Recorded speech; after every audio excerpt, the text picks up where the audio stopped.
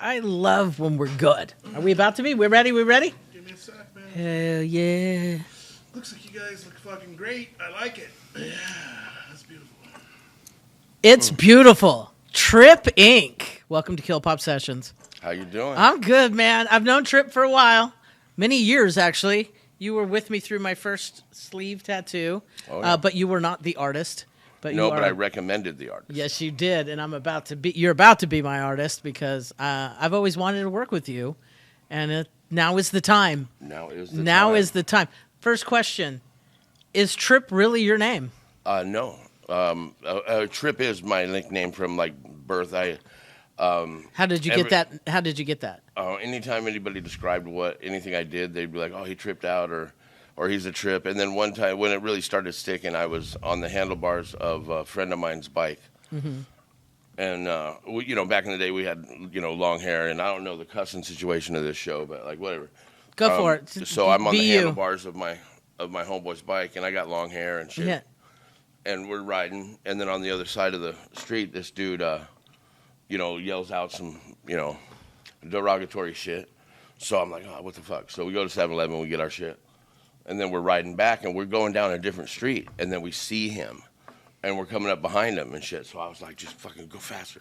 And I'm on the handlebars, and as we drove by, I just dove on his ass. And then he grabbed me, and so I told fucking Larry, I'm like, go, go, go. So he took off and shit, and then I got away, and then that was it. He's like, dude, you're a trip. You're a trip. Oh, that's great. So then you just rolled with the name Trip.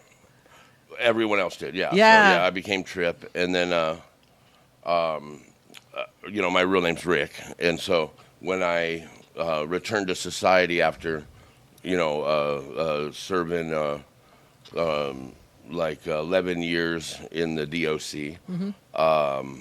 I was like, all right, I met so many people in there. It's, the system is different than people think it is. They think it's a bunch of, it is a bunch of criminals because, sure. By definition, they committed crimes. But that's not what happens, at least in Nevada prisons. This is, Reno and Nevada. And most of the people that are in prison are from somewhere else, so they don't have their people around them in any kind of number to really do anything. So everybody kind of minds their own business. There's the East Siders and, but it's Reno and Nevada. So it's not like the movies. Well, not here, not in Nevada. It's it's like summer camp for bullies. Okay. You know what I mean? You have to stand up for yourself. You don't have to, we used to say, look, you don't have to fight, but you can't run. You got to look like you're fighting. You know what I mean? Be there. So, and it's a weird place because you meet so many people that I'd say 1% of the people in prison are criminals. The rest of them are poor people just trying to get out that aren't very smart. And most of them, it's really as little as they don't know how to do paperwork. They get a thing in the mail that says a thing is due by this date. They could even have the money. They just forget. It's just complete absent-mindedness. And so, in the schools in there, I did GED training and, Planned Parenting. I taught all kinds of little stuff.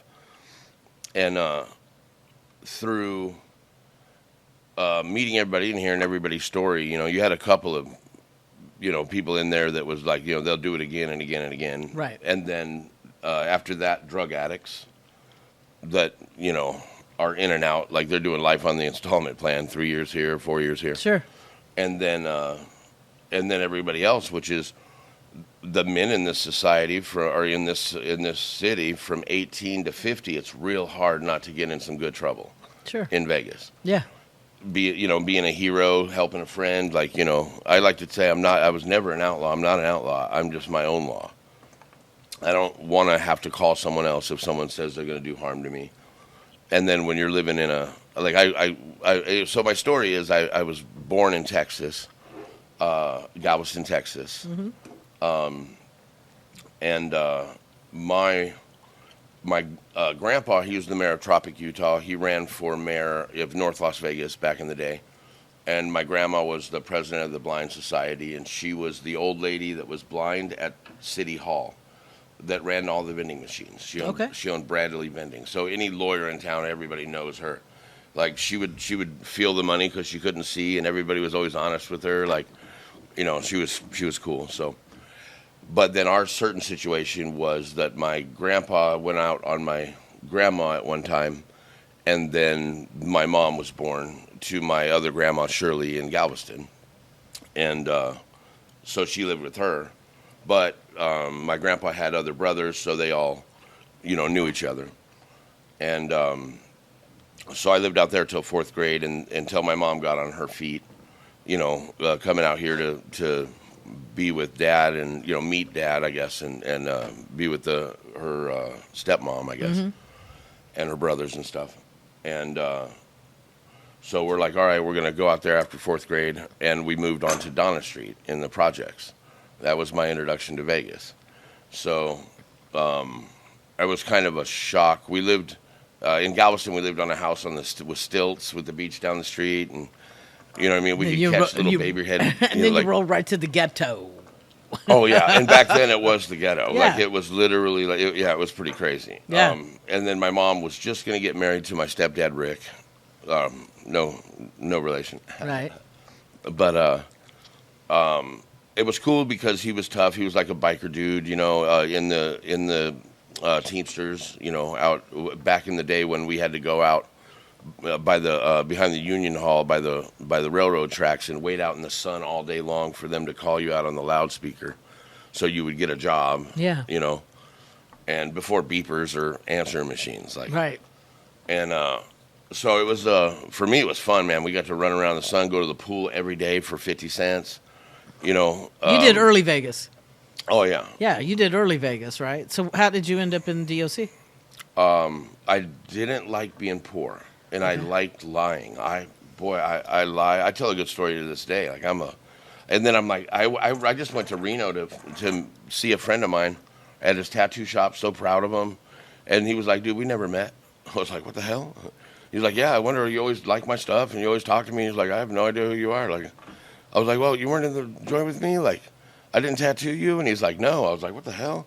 So I think like somebody else lied to me and said their tattoo shop was MJ20, which I thought was the coolest name because when you get caught tattooing in prison, which is where I learned, you get written up for a major, an MJ20. Right. And so he named his tattoo shop MJ20. And I was like, oh, that's pretty sick. So what did you do to get into the DOC, though? I stole everything. I did just burglaries. I wanted to be a jewel thief. My real dad was in prison, federal prison, and he did like banks and stuff like that. So I would watch like The Italian Job and like all those things. Right. And I was like, man, there's all these rich people just have money like sitting everywhere. Like, oh yeah. And so I got into the wrong crowd, and then I had a sort of a leader quality where. You know what I mean? And then, like I said, I was full of shit, man. I would tell everybody that I was just, here to take care of my mom. Because we moved from Donna Street to 28th Street projects. So, and then I went to Roy Martin Junior High, and I got into music. You know what I mean? Yeah. I was really into being like a stoner kid, Mm-hmm. And getting into music, all the kids that were really good at music were the rich kids. All the kids I was hanging out with were okay, with the exception of like, one group of friends that were like amazing musicians, Devin and like, Alex Martinez, and Devin Reed still plays like, right. Some of the, anyway. So I liked hanging out with them, and I wanted to be a prodigy. I just wanted to be good at stuff. So I would go home and I would practice. And then, I would go to where they were practicing. I'd be like, oh, let me try that. And I'd get up and they'd be like, oh shit, you got that good, And then so I thought I was the best. And then one summer, like Devin went off and got taught by his aunt, who was a great guitar player. And then he came back and I was just like, oh my God, I'm far behind. Right. So I thought I needed things, I thought I needed the new effects and the new thises and a new guitar. So at one time I tried to do it right. I got a job, got a little apartment. Then I got my first check and my rent was due, but I know that they let you be late. So I went and bought a guitar. And then my sister found out, and she was all pregnant, so she made me go back to Vesley's back in the day. And she acted like she was my girlfriend, and I went and spent the rent money and made them give my money back for the guitar. And then, anyway, so that led to me just, like, stealing everything. Like, they even said, like, I did, like, every day. I went and tried to find who had jewelry. Like I was, into meth too. So people would come to, get it, and they wouldn't have money, and I'd be like, well, what do you know? Like, where you been? Like, and so they would tell me, oh, this person has this, and this person has this, and in some cases I'd drive them to go get it for me and bring it out, and like I just liked jewelry, and everyone knew it. Like I was fascinated, and so, and I didn't want to be anything else. I just knew I didn't want to be poor. I didn't want to live in the ghetto, and I was either going to be in prison or rich, but I wasn't going to stay where I was. And so then I got around a good group of musicians, playing like club rock back in the day. They would let the younger artists play in the back. And so and they were like going to go on tour. Some of my friends were going to go on tour in Mexico. And so we were playing Metallica, but they were singing in Spanish. And I'm like, oh my God, I want to go. I was on my own since like 14. I was on the streets sleeping with friends. And so then I really started hitting licks and got caught up, and they gave me like probation while I still had 2 other cases pending, and then I was like, oh, those aren't going to go well, so I didn't report back, and then they got me back, and then they let me out they gave me 3 years, and then gave me probation on that, and let me out. I still had nothing, so I hit some more, and then it was like, boom, this is it. You're in for 11. Yeah. Wow. Did you ever do like any of the jewelry thieving, like where you had to like get around the lights and shit?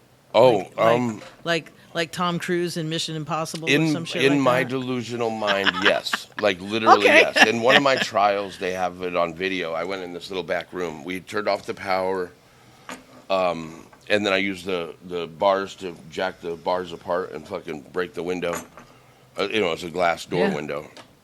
And they had a dog, and it ran out, did 2 circles in the alley, and ran down the alley. And so we went in, and we thought we had the combination to the safe through selling them stuff over and over again. And they would turn around to the safe. Back in the day, when you pawned something, you'd put it on the counter here, and the safe was right behind them. Right. And so if you pawned something for a substantial amount of money, they would have you fill out the ticket, and then they would turn around and do the safe combination and open up the safe, unless it was already open, and then pull out those wooden drawers or whatever. Yeah. And then, so we thought we had the safe, and we're like, oh my God, every one of those little envelopes has the jewelry in it with how much it weighs, what it is. Like, you know what I mean? If we get that, we're going to be, gold. Good to go. So, yeah. We went in and pawned a bunch of different stuff. And I mean, I used to, I was pretty. They had my picture up at a lot of places, like the Pawn Stars. Like they had my picture up in there. Like, don't let this dude I would still go in with a fake ID and sell stuff, looking at my own picture. Yeah, wow. So you're in prison, or the DOC, and you're there for a long time. What was the moment that you went, I'm going to tattoo? So I wanted to do music still. There was a music room, but it was run by this dude, Indian George. And he was in there for cutting his girl's head off and then having it in like the seat next to him. And then we went to Wendy's, tried to order some food for him, and they saw it and they arrested him. And so he ran the band room. Okay. Okay. This one gets weirder too. Okay. So he ran the band. Like I said, there's some crazy motherfuckers in there. So and then he had a band going, and he was like, okay, I need a bass player. I was like, all right, I'm a guitar player, but I'll play bass. Right. So I go in there, and I'm learning all the songs. And then I go in for the final rehearsal before we do this little show in the gym or some shit. And then he starts singing, and he's like, fucking, the white man came to America. And I'm like, fucking, yeah, right on, fuck them. And he's like, and they told me to pray to their God, da-da-da. And he's like, I'll pray to you. And I'm like, huh? Or I'll pray for you while I kill you, too. And I'm like, fucking, what the fuck? And I was like, man, I really don't feel like I could be in this band, bro. Like, so, especially like out here singing in front of the homies. Like, so I was like, okay. And then you could rent a guitar from, or check out a guitar from the church and play in the, like if you're at Indian Springs, And I've been in every institution in this state, by the way. So from juvenile, I've been in Child Haven, Third Cottage, Juvenile, Cottage 13, Spring Mountain Youth Camp, NYTC, Boot Camp, Prison, Indian Springs, NNCC, NSP, Ely Max. That's a lot. Ely Max in HRP. Okay. Like, they roll you around a little bit. Yeah. So you're like, I can't be in this band. Well, yeah, I can't do music, you know. And Yeah. then somebody could send you a guitar, right? Like, let's say you're in one prison, but then if you get moved to another prison, you can't take the guitar with you. Right. And then when they send you the guitar, you have to donate it to the church, but you could have it in your room. And so Okay. some people had it, but I didn't have it like that. None of my people had money, you know. So I got into art. I was always into art, being into music. Like for all my little early bands, I would do all the artwork and shit. And so I got into drawing a lot. You know, I would draw for food and shit. And then one day, Ricky Price, he was the heavyweight kickboxing champion, 88, 89, like a local legend here in Vegas, you know. And he was into, you know, the lifestyle, so he would get it. He would be in and out. And me and him were cellies in on multiple occasions, actually, through a couple of prisons. But for the main part, 3 years in Ely, where I started tattooing. And so we were in Ely Max, and he was like, "Oh yeah, you know, you got a tattoo on me." And I was like, "Well, I can't tattoo." He's like, "Oh yeah, we're gonna fucking lock up in the room, and I'm gonna want you to tattoo this shit here." I'm like, "Okay, cool." So we locked up, and I fucking tattooed it, and I remember right then I was hooked. I was like, "Oh, this is fucking crazy!" Like, because it was better than I could draw. Like, Really? Why? I don't know. I'm still to this day I can tattoo way better than I can draw. Like I can tattoo the Mona Lisa on you, Yeah. but I can't sit down and draw my own Mona Lisa. I could look at the Mona Lisa and draw it, but it's not. To me, it's not as good as a tattoo. There's something about tattooing people that you know, also makes a forever friend. For, you know, till I was 33, I was really by myself, mostly in a room, maybe with a celly. So all I did was draw and watch TV and listen to music. And and then every thought is like, oh, I want to get a burger. You know, you see a commercial, but in 10 years. You know, Right. Ooh, Olive Garden, that looks good as shit. I hope they have that in 9 years. You know, she's hot now. Like, oh, let me see. So you know, you learn to think differently. And so the whole time in there, I was like, you know, hey, I'm going to get out and open a tattoo shop called Trip Inc. so everybody knows where I'm at. And I would tell everyone that. The guards, everybody knew. The guards wouldn't even bust me for tattooing because the people who snitch.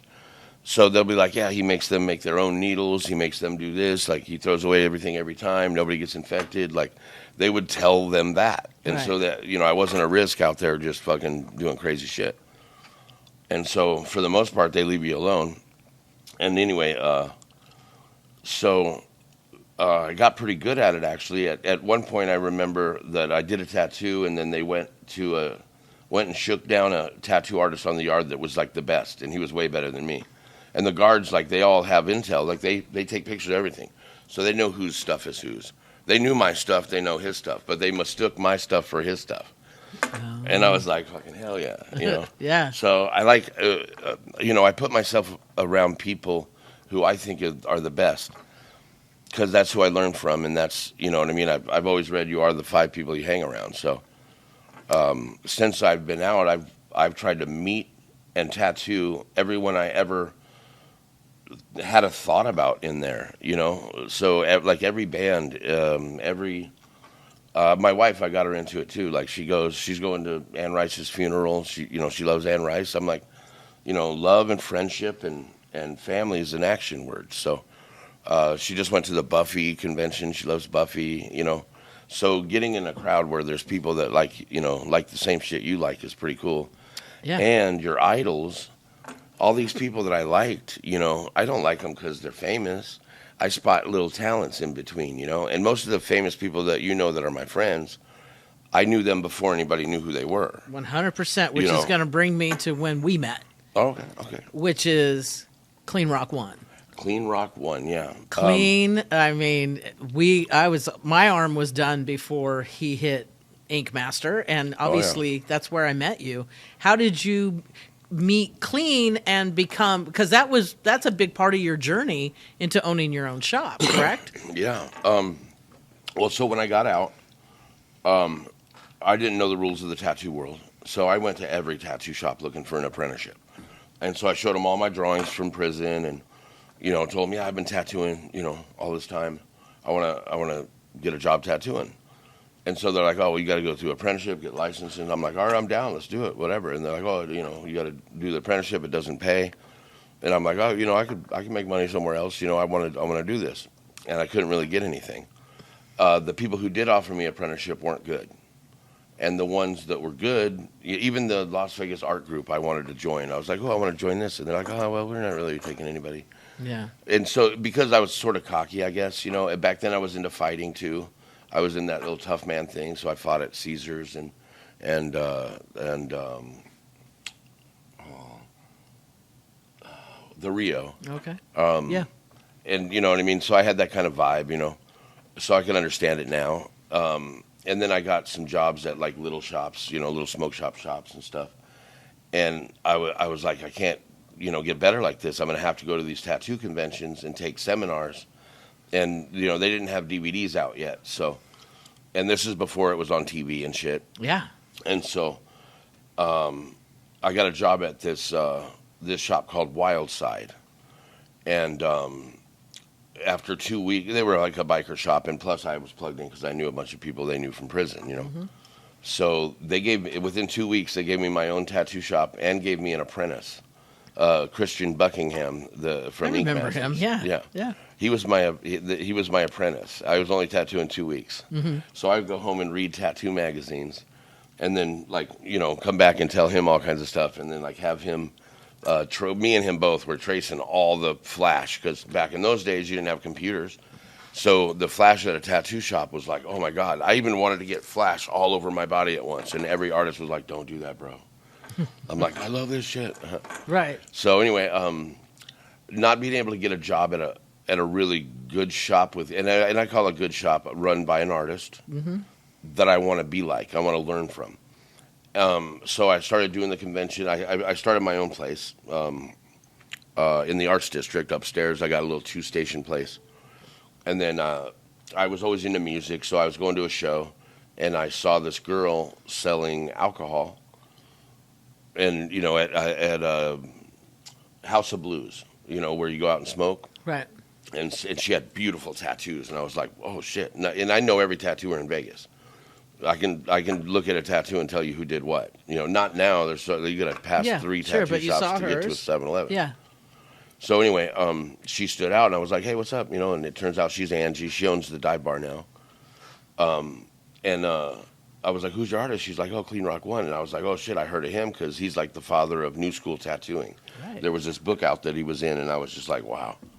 So I was like, hey, I got a 2-station tattoo shop. If he ever wants to come down and tattoo, tell him come on.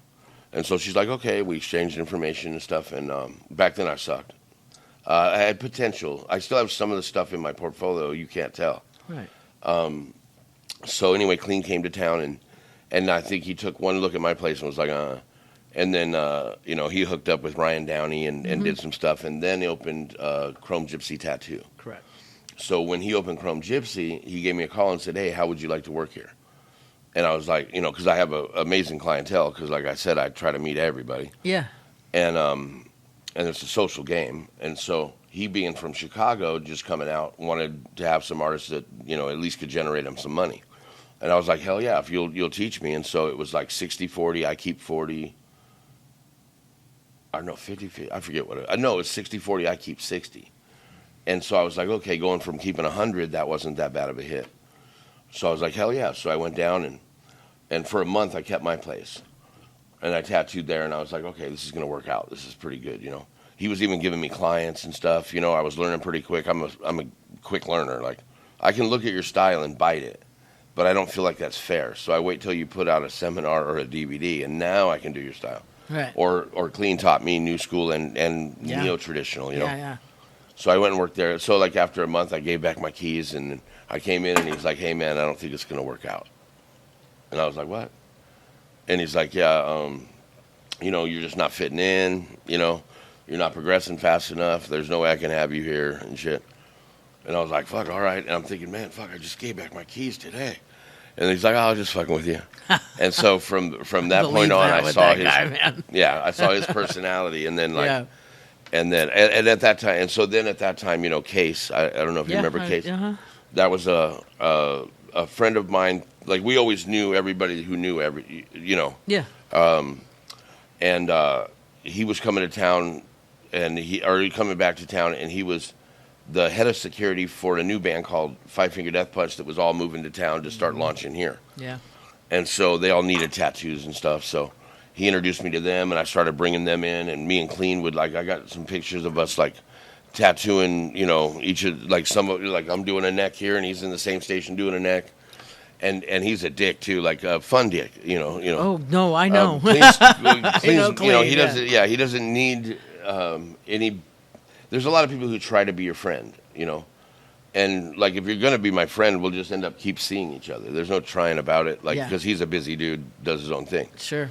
So he sets an environment that's always different than the person. So whenever Five Finger would come in, he would put on country. Yeah. And they'd be sitting there like, what the fuck? Dude, I was tattooed by Clean, and you were there a lot of the times I was there, and he was so funny because I remember when Ink Master was coming his way, and he was like, I don't know, I don't think I can do it. I just don't know. I'm like, Clean, are you fucking crazy? Sign up for that. Do it. And I remember him filling out the application for Ink Master, worried about it. I'm like, dude, you're a fucking win. You know what a lot of artists say? You're a They win. called me, and usually they do not call artists. But when he got called, it was Rivals. Yeah. And so, but they didn't tell us that. And so when we went for the auditions, me and Christian and Derek Rubright, I think, all drove down in a caravan. And Clean stayed here. We went to Arizona, I forget where. And so we all did our interviews, and it was pretty clear I wasn't making it because it's a TV show and they already have a cast sort of done. And so they had an old biker guy. Yeah. Or, at that point, a young it's biker TV, guy. 100%, yeah. And but they let me go on. I guess I had a personality enough to get to the little next round. So we got to stay overnight. And then they called and they told us all. And they told us, they wanted to get a hold of Clean. So I fucking called Clean and said, yeah, they want to fucking see you too. And I didn't know it was Rivals at this time either. And so, and they told us Derek didn't make it. And we're all in the same hotel room, and he's in a different car. And so we're always joking. And so he's like, what'd they say? And I was like, yeah, they said you didn't make it. But me and Zoo were there too, Jeff Parkway. He owns Parkway Aesthetics now. He does the scar cover-ups. Mm-hmm. But he's an amazing artist. So we're telling Derek, man, we're not joking, bro. You didn't make it. And so anyway, he ends up leaving. And then they called Clean and told him it was Rivals, and it was going to be me and him. And so I was like, well, I have no rivalry with him. I'd love to go on. Yeah, we could. And so the rivalry we were going to make up was that I have 2 kids, he has 2 kids. I'm raising mine without TV, I'm not a sports dude, so we did art and music, and then his kids are rapping buckshit and going crazy, Yeah. Baby Rips is killing it to this day, Yeah. And then he got an artist to come down from Chicago to work for him. And then when I opened my shop, he came to work for me, but still lived with Clean. Yeah. So, and they're best friends. Yeah. Yeah. So I was like, okay, that's the closest we have to a rivalry is his best friend came to live with him and work at his shop, and he now works at my shop. And so we're going to make something out of that. But then Tim Lees ended up being the one there, Yeah. And then they tried to get me and Christian on Master Apprentice, and so we did I thought we were on, man. They even told us we were on, and then I heard they were filming. I was like, what the fuck? Yeah. And then Christian made it on the next time, and then I just stopped trying. Well, that show wasn't even remotely what it was at that time anymore. I think once Dave Navarro split, it was a done deal. Still, though, I mean, if they had a $100,000 show for DJs to do what you're doing right now, I'd be all over it. Yeah, I'd so be, I 100%. I'd be chasing it. There's no doubt about it. I didn't fit really, and I know why now. I'm getting a little wiser, Yeah. I set out in this industry to have my own shop, and so I wanted to know who to hire. I studied every style. Where most artists, study their art, and they're an artist. So I haven't really been an artist for a while. I'm a designer. You want a traditional tattoo? Right on. I've studied traditional tattoo with Rick Walters, and so I know how to do them. But when I meet a traditional artist, I know what's up. Or if someone comes into my shop and they want a traditional tattoo, I know which artist I'm going to send them to. I'm not going to do it, but I want to know who to hire. So for Ink Masters, I would be a guy who trained for Ink Masters to do every style. What they're looking for is somebody who's just so great at what they do. They're so focused and they're so passionate about their way that looking to the side and doing it a different way, are you going to bring your talent over, or are you a one-trick pony kind of deal? And so I don't know. I love it, man. What is your favorite tattoo that you've done? Like if it's like Trip Ink, you only have one tattoo that defines who you are. What is that tattoo, and who is it sitting on? At this point, I have to say it has to be a body, because, and I would say my wife. Okay. Is probably my favorite. Her back piece is pretty. It was really one of my first full back pieces, and it's a vampire-themed sugar skull. So I got like Venus flytraps instead of flowers. I got this little like doily for eyes with garlic flowers, like a doily from this vampire movie she liked, and like vampire teeth, and I put a bunch of vampire elements into a sugar skull, all blue. You've seen it, I'm sure. Yeah. And her whole thing coming together with the corn on one side and the flowers, and she's got Clean Rock One stuff here, and some Christian Buckingham. She has a table that's been in her family for a long time that she got the design on her chest, and it looks beautiful. I can't take credit for it all, but I mean, yeah, that's a fun body to look at. And then I would have to say Jeremy from Five Jeremy Finger. Spencer. Mm-hmm. And I would say, and that's just me going through Pinterest, man, just like, with him going, oh, that, because he wants to get tattooed right now. You know what I mean? He knows what he likes. He knows what he wants on. Right. And so we've done his chest a couple times. The first I did him on him from the album cover, the original one back in the day. And then he's like, man, that's good. Then they had a couple really good, like, years. And then he was like, fuck, dude, that's weird that I got me, huh? So then we covered that. And then I think we covered that. And then, covered this and that. Same thing with Ivan. Like, and then, you know what? I think I'm proudest of the bodies that I've watched come the furthest, so it's because a tattoo has a life too. Like, I like to think that if you get tattooed by me, then you get like extra energy. There's actually one tattoo artist in our industry, when he tattoos people, their career tanks. I won't name who it is, but I was like, man, I started to watch that. I was like, what the fuck? I was like, there is an energy. And there's another famous tattooer that whenever he would tattoo somebody, their shit would go crazy back in the metal world. So I was like, you know what? I have to be that person. When I tattoo somebody, I bring an energy to it, and I go outside and I manifest. I'm a manifester. So I go outside and I smoke, and I'm like, man, in my mind, I'm done with the tattoo, and they're looking at it, and they're like, what the fuck, dude? And I'm like, what the fuck, dude? I can't believe I did that. And then when I come in and I'm tattooing, any distraction, and I go to where I would mess up if I was just drawing or just doing it, and I didn't visualize, myself stops, and I'm like, oh, that's not how we got there. Right. And then I'll slow down, and so for me, it's more of an experience. So I think everyone's my favorite. Like, I'm going through tattoos in my head right now, and there's like a different reason for, each interaction is so full circle. I'm a full circle person. Like I said, I think in years from now. That's why I do like a lot of charity things, and like sponsoring your stuff since you guys started, and just trying to get involved. Anybody that's putting out a CD, I know how hard it is to put out a CD and do your first little shirt and throw a show. Yeah, no. So I'm going to buy their stuff, You're a guerrilla marketing guy for sure. Well, I'd like it. I want to build when I get old, man, I want to look around and see a bunch of people that aren't on the same couch I met them on. And when I talk to them, I hear a new story.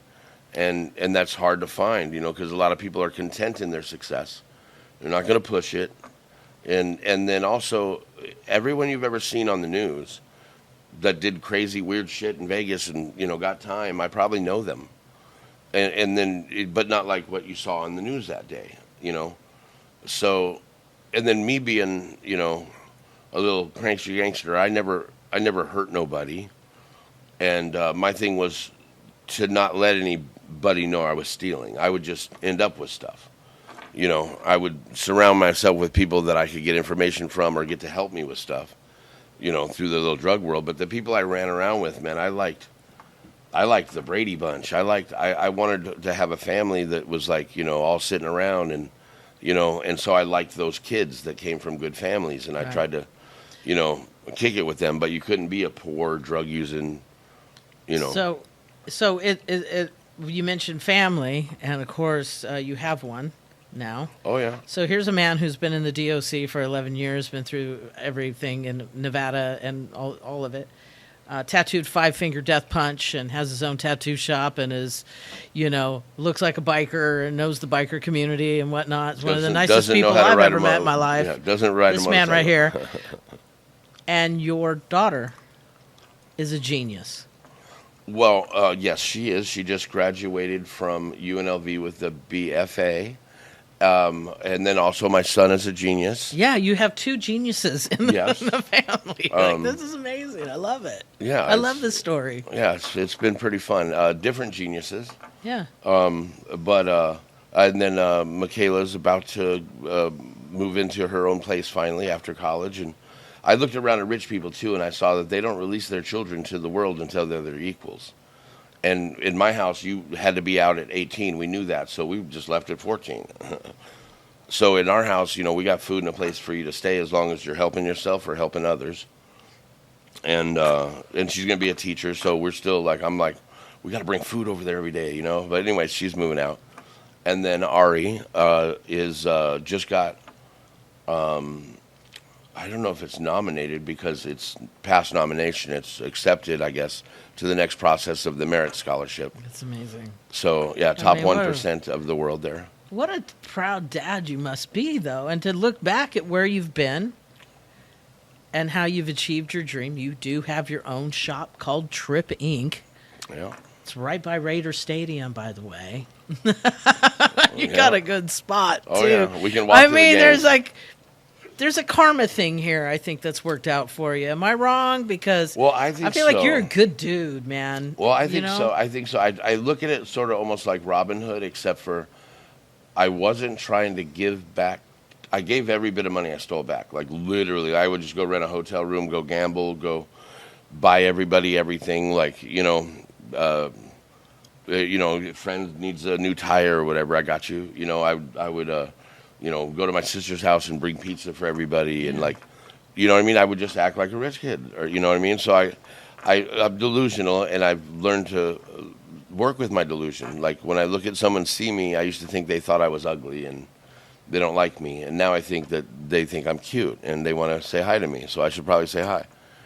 And so delusion has worked for me. So I know I never hurt no people, and I never wanted to be a bad person.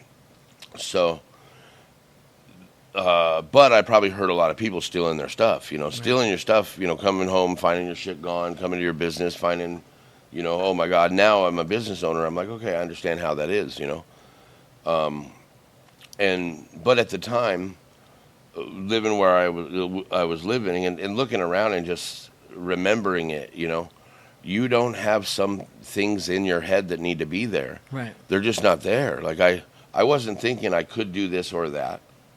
I literally, my mom would always say, "Oh, you're gonna end up in prison just like your dad." And I'm like, okay, whatever. That's not a threat to make me do what you want me to do. Like, and then I found out I have oppositional defiance, and then I'm not like diagnosed with it, but I had a friend of mine who's a psychiatrist, and he looked back at like my pattern, and he said, "Well, your pattern just suggests that anytime somebody tells you to do something,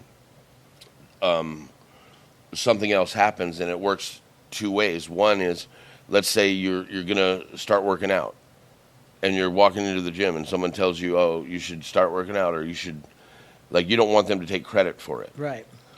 And so, and then there's the other part where, like, cut your hair. No.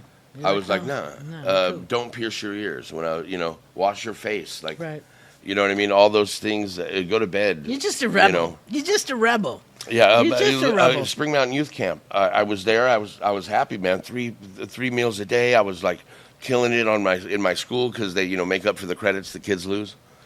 And I had a lot of friends. We played football, and then one day they had this little meeting because it was about to snow, and they were like, "Hey, we just want to let you know that don't try to run because you'll die. That you're not going to get down the mountain in the snow. You'll die." And then I was like, challenge accepted or something. I was going to be getting out. Like, I just was like, all right, fuck this. You said I can't do it. Like, and I didn't think of this, but, thinking back about, like, so they told you to go to court. No. Told you to report to probation. Fuck you. I just don't do what I'm told. So I could not come out and have a job. But you're married now. Oh, yeah. So do you do what you're told now? No, and that causes her a lot of stress.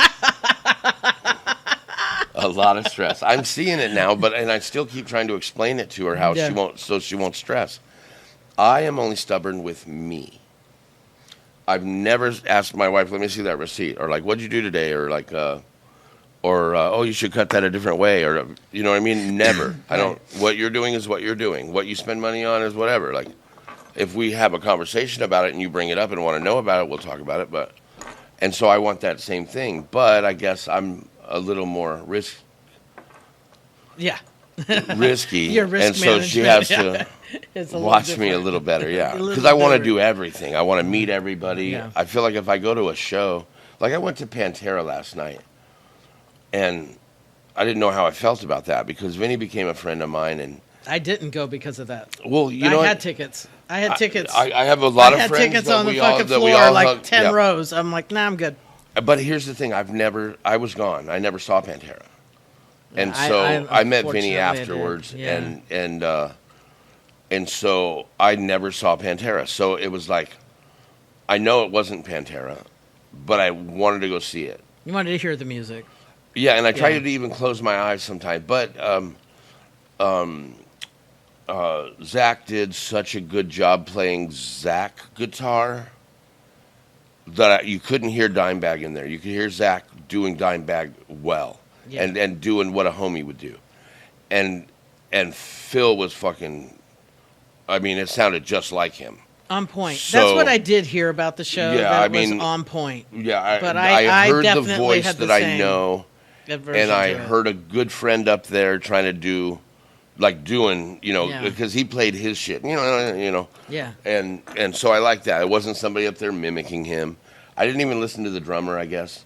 Yeah. Charlie, right, Charlie? Yeah, I didn't hear it. They played the montage up there with Vinny and Dime, and see, but knowing Vinny, that part even is like, to me, I'm like, yeah. I struggle with it because I wanted to go too, in the respect of, and I understand fans want to hear Pantera's music live, and it is Phil. But knowing Vinny personally, and the struggles he had, and the pain he went through, it's hard. It was hard. We had our grand because we loved him. We loved Vinny. We had our grand opening party for my tattoo shop at his house. Exactly. So So it's hard because it feels like almost a betrayal. Yeah, we got there after they started, and I wanted to hear Cemetery Gates for some reason. That's a great song. But they either played it before we got there or didn't play it, and but we just sat in our seats and shit, and Yeah. I'm glad I went, but I don't feel like I went to see Pantera, so I don't feel like I did anything wrong. I didn't go to see Pantera. I went to see Phil up there with Zach. And you know what I mean? Because they're going through stuff just like Vinny went through and Dime went through, and so Zach's Dime's best friend. And if he's up there, that was easy to swallow it with the Pantera name.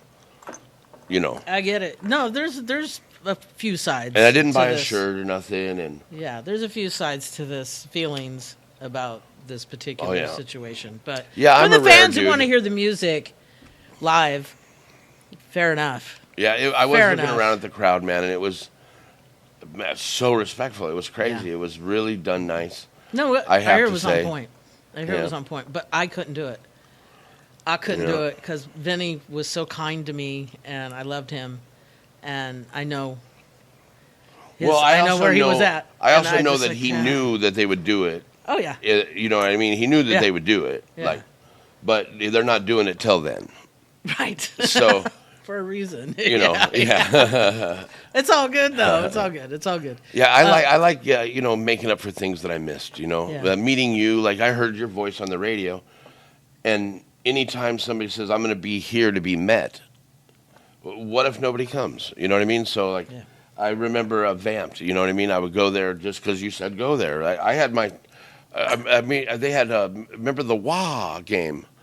You know what I mean? I was the winner every fucking week. Yeah. I would call and I would be like, "Wah." I'd answer every fucking thing. And then they were like, hey, this week we can't let you win no more. So I was like, what are we going to do? And they're like, well, the next caller, we're going to tell them to go against you. And I'm like, and then if they don't win, we're just going to. So I had my friend call and then I lost to him. And then he was the next winner. It was pretty fun. But anyway, I wanted to go to everywhere and meet everyone. So Yeah. That's what you're good. You do that, dude.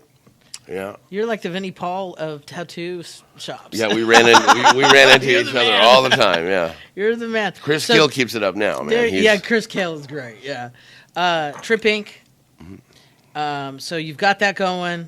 It's been running for a minute. Of course, you've got Five Finger Death Punch rolling in and out of there. 17 years tripping. Yeah, dude, that's so wonderful. 13 years at this location. Yeah, I mean, what an amazing story you have. Where are you headed now? What's next? What's your next dream? Well, next is I have to figure out when I'm going to stop tattooing and designing for the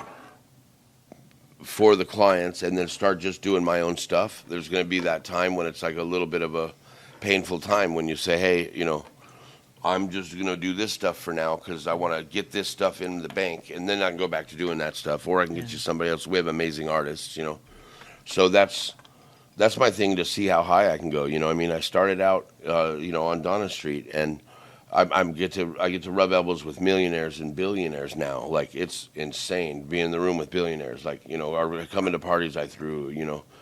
Right now I'm about to fly to Nashville and tattoo a bunch of country people. John Widowmaker, he wants some tattoos on his face, and I've been trying to dodge it for years just to be like, oh my God, this is gonna be crazy. Like, he's a crazy extreme dude. Right. And now I'm my kids. One of them's leaving, and one of them's about to enter college, and be able to go anywhere and do anything that they want to do. So I got to think about being a married man with a wife with no kids to take care of. You know what I mean? Empty nesting. So yeah, I'm excited about preparing for that. Just That's awesome. traveling the world again. I've been to 10 countries in almost every major city in the last 17 years. And then COVID kind of just shut it down. Like, I bought another business that, we couldn't even really open, so I just had an empty building all this time. So I just opened a business with that. And then we have a big house we want to, turn into like an Airbnb or something, and then get a smaller place. And once we do that, just travel, man, and tattoo everywhere. I want to tattoo on every continent. I want to tattoo everybody I see on stage. Like, and then I love young talent. Just to, if you come to my tattoo shop and you look at all the art on the wall, it's the first pieces of printed art from some of the best tattooers in the world. Like, I play fantasy football with tattooers and musicians. Gotcha. And in Vegas, when you're a musician, each night you're competing with Metallica and Pantera and whoever, for that little crowd you're going to get. The Wizard of Oz at the Sphere right now. You're competing. With. Yeah, I mean, your night. crazy. Yeah, for your little band or like my nephew just got his horror group, Monster Slaughters. Like, Yeah. And they come and do the thing on the ground where they skate, and they got the masks, and they bring the chains, and I'm like, man, dude, like the creativity in this city is insane. Right. And like I wanted to do a thing called Wannabe Wednesdays, because when you want to be something, people make fun of you. Like I would tell everybody, I'm going to have a tattoo shop, Trip Inc. It's going to be the best. I'm going to have tattoo artists that could do every style. I'm going to travel the world. They're like, yeah, buddy. You know, I'm going to have a beautiful wife and wonderful kids and a nice house. Yeah, Okay. buddy. Yeah, buddy. Yeah, You know? buddy. And so, Yeah, buddy. He did it. yeah, I've gotten everything I've ever wanted just by wanting it way before. Yeah, just knowing that where you go. It's just like it's a recipe or a map. It's that easy. Like so, for me, manifestation is easy. First, I identify what I want, then I find somebody who wants it too, and then I try to help them get it. And in that journey, I realize whether I want it or not, and if I do, I can get it. Ink Masters was that way. I led Christian Buckingham and Clean. I was on it all the time. They're like, oh, I don't know, and you know what I mean. I'm diving into anything new right away. So Yeah. That's. And then when you spot somebody putting themselves out there, especially in the music industry here, you know that okay, they need a new singer because he's not bringing it, but that guitar player's badass, and so you follow them, or and boom, they look at Nocturnal Affair, like just watching him on stage be different than anyone else. It's almost like he's the opposite of Frankie Perez. Like Frankie Perez can do anything, and I'm not saying Brandon can't do anything or Brenda can't do anything, but like Frankie Perez is everybody. Like he is the voice. Like, and that's where I met Brendan was at Frankie Perez's birthday party, and then I had a table, and then he came over and we all started getting to know each other. And he had a Typo Negative cover band, I think, back in the day. Yes, he did. Yeah. And so I think he's still in it. Oh yeah, I think so. Oh yeah, I'm he's sure. not going to stop. He's not. Well, gonna stop. Nocturnal's about to blow up. So. Well, I know, but Yeah. he's not. Still, I just saw him last night. He's going to be out every night with his friends, and his friends are music in Vegas. So But when we heard him, man, he was hitting something no one else was hitting. So just watching him rise has been great. And I get to tattoo him soon. He got a tattoo by somebody else already. Uh-oh. Yeah. Time to get from Trip, Brendan. Yeah, I've already. Too. I'll show you. I haven't shown him yet. I got it drawn up. He knows what he wants. So That's awesome. I won't let the cat out the bag. Trip, I love you. Hey, I love you. I'm so happy you came by. Thank you. I'm happy I came by too. This is amazing. I love the music industry. It's what where I thought I would be when I was a kid, and I was manifestation. You are. I didn't realize manifestation worked that well because I said I'm going to either be in prison or rich and famous. So I had to do the prison first. So and then I want to be famous very last, like almost when I die, so I can still go anywhere. Yeah, so you could be like Picasso and shit, like more That's famous right. when you're dead. Yeah, but it would be nice to be able to supersize everything and then take that big Uber. Yeah, man. And then hire a cook where I don't have to cook. Thank you. I'm down. I'm with you. Can I be your kid now? Yes. You're empty nesting. Oh my God, yes. I'll be your daughter. I want to be roll. I want to have a big house. You're not going to be my daddy, but I'll be his daughter. Hey, I'm a good daddy. Thank you for coming by, baby. Hey, thank you for Appreciate having me. you. Thank you.